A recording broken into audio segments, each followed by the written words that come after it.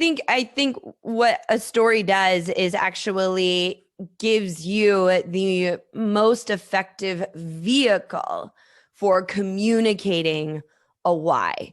Oftentimes we use really subpar why tactics, right? We have a mission statement, or we have the 5 C's, or we have the 3 R's of our customer experience, or, we have infographics, or all these silly things.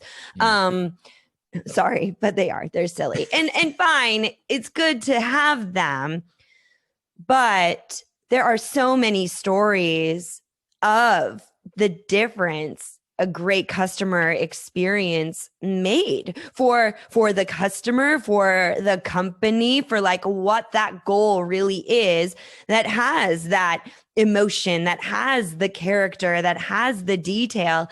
And so it really is, if you are trying to engage your employees in fully embracing the why, of why customer experience matters so much, the only way to communicate that is through stories.